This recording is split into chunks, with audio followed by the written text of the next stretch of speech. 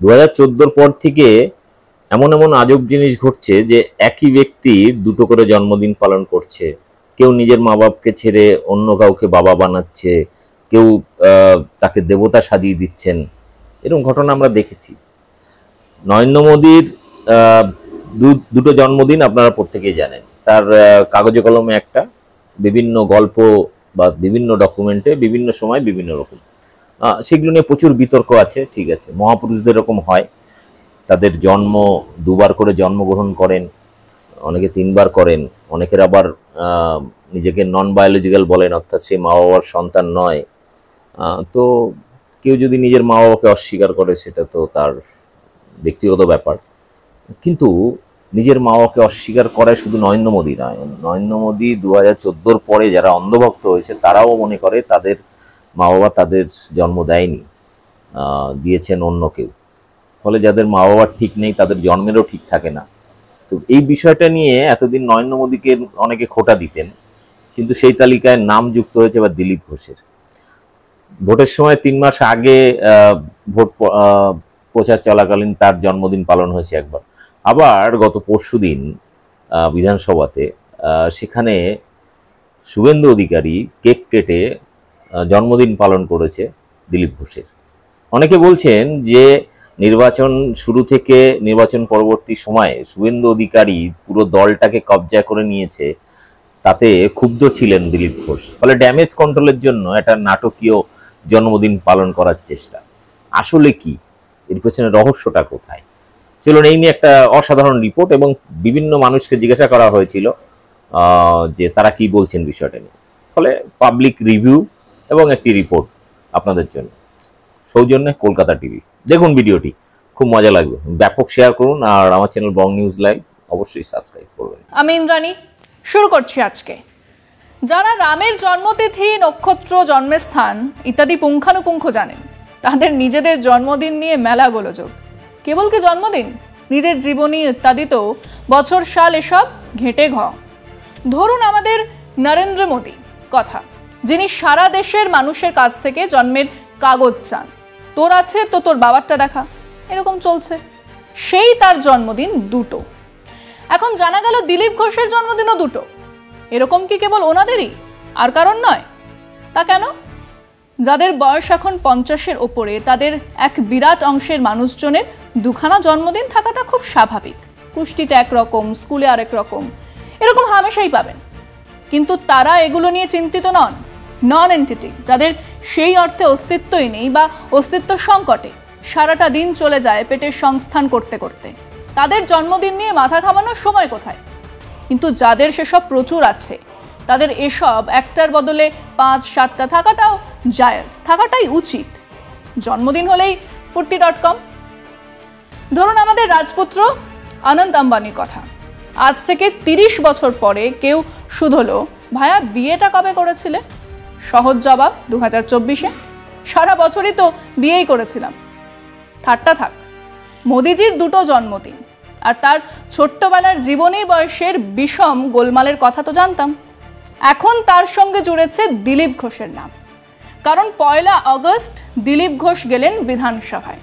সেখানে কেক কেটে হিন্দু মতে, মানে বিশুদ্ধ হিন্দু শাস্ত্র মতে কি কেক কাটা হয় জানি না, কিন্তু ওখানে কেক কেটে দিলীপবাবুর জন্মদিন পালন হবার পরেই ভাইরাল হলো নির্বাচনের সময় ভাইরাল হওয়া দিলু ঘোষের আরেক জন্মদিন পালনের এবং সেই কেক কাটার ছবি।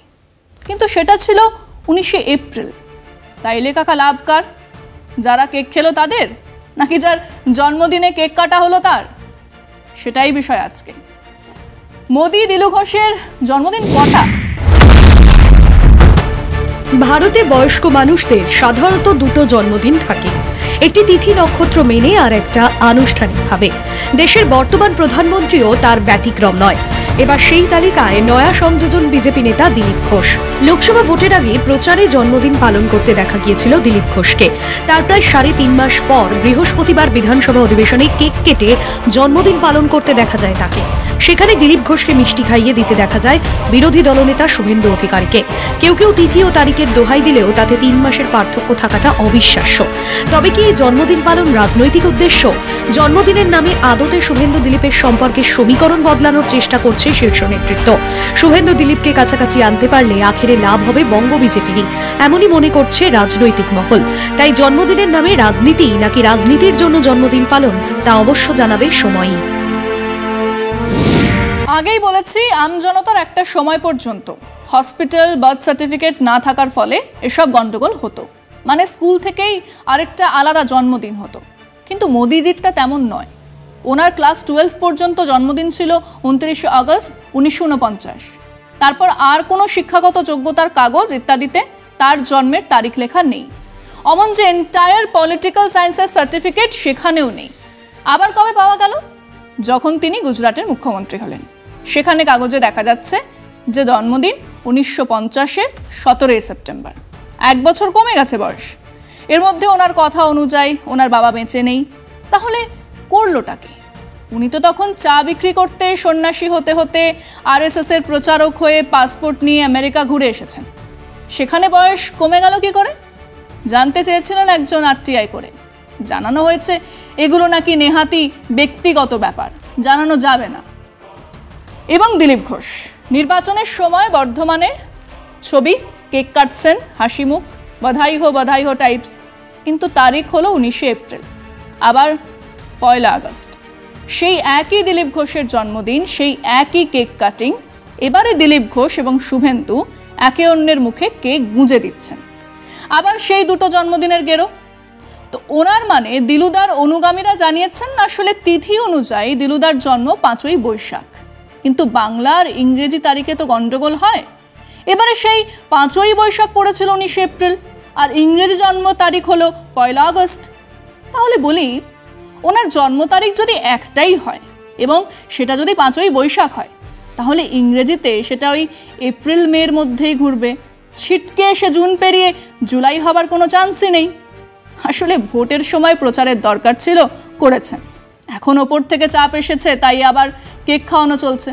ওই যে বললাম, বড় লোকেদের আর বড় বড় লোকেদের জন্ম, বিয়ে, মৃত্যুর আলাদা তারিখ থাকতেই পারে, আর তার পেছনে আসলে নির্দিষ্ট কারণও থাকে। আমরা আমাদের দর্শকদের সোজা প্রশ্নই করেছিলাম, দিলু ঘোষের জন্মদিন বাংলায় 5ই বৈশাখ, যা এবারে 19 এপ্রিল।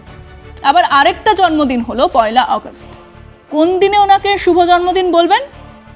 শুনুন মানুষজন কি বলছে। প্রথমত আমরা কোনোদিন শুনিনি যে একটা মানুষের 2 মাস বা 3 মাস অন্তর জন্মদিন পালন হয়। হ্যাঁ, একদিন পরপর 2 দিন হতে পারে, কিন্তু 3-4 মাস অন্তর জন্মদিন পালন হয় শুনিনি প্রথমত। দিলীপ ঘোষের জন্মদিন কোনটা সঠিক সে তো আমার জানা নেই, কারণ উনি তো আর রবীন্দ্রনাথ বা আচার্য জগদীশ চন্দ্র বসুর মতন বিখ্যাত ব্যক্তিত্ব নন। হঠাৎ করে একটা জন্মদিন পালন, এটা প্রমাণ করে যে এটা তার দলের অভ্যন্তরীণ ব্যাপার এবং এটা অবশ্যই একটা ড্যামেজ কন্ট্রোলের পদক্ষেপ। তো মানুষের একটাই জন্মদিন হয়, যে কোনো একটাই দিন হবে জন্মদিন পালন করা উচিত। তো উনি 3টে করছেন, তাহলে উনিই বলতে পারবেন ওনার অ্যাকচুয়ালি জন্মদিন কোনটা। নিজের জন্মদিনই বছরে 2-3 করে পালন করে সেলিব্রেট করছে। যে হারে ওদের বাংলার মানুষ ওদেরকে হারিয়েছে, এখন তো নতুন কিছু সেলিব্রেট করার জন্য ওরা খুঁজে পাচ্ছে না। আসলে জন্মদিন তো জানি আমরা একটা ডেটেই হয়, তো ওনার কিভাবে 2টো ডেটে জন্মদিন হচ্ছে আমার জানা নেই। আসলে উনি পাগল হয়ে গেছে। বন্ধুদের তো ছড়াছড়ি নেই, যার কাছে যাচ্ছে তার কাছেই একটা পার্টি।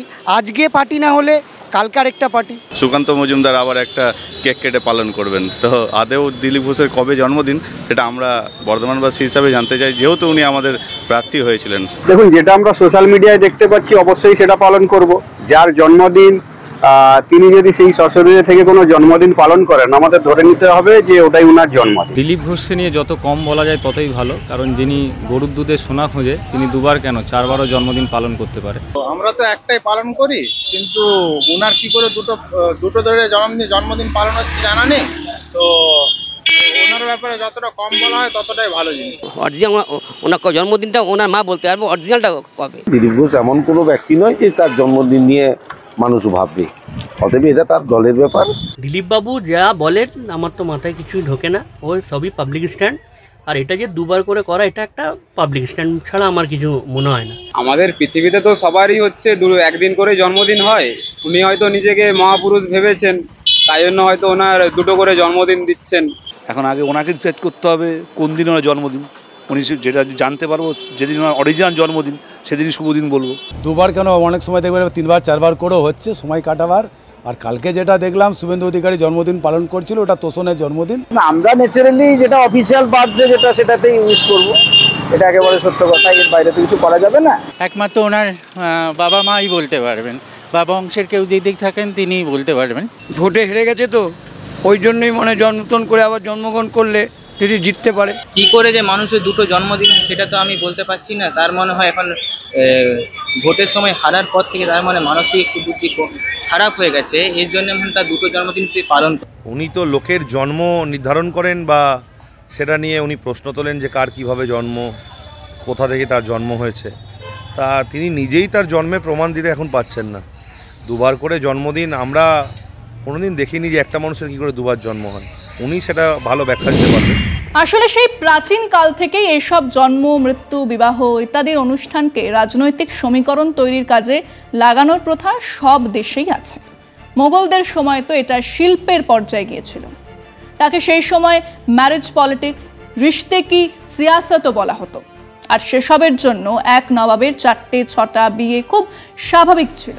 পরবর্তীকালে জন্মদিনে মাফিয়া, ডনেরা, গডফাদারেরা ডাকতো তাদের অনুগামীদের। বছরে 4-5টা জন্মদিন পালন করা হতো। এখন সম্ভবত সেই নিয়ম মেনেই দিলু ঘোষ আর শুভেন্দু সন্ধি অনুষ্ঠান সারা হলো জন্মদিনের আড়ালে।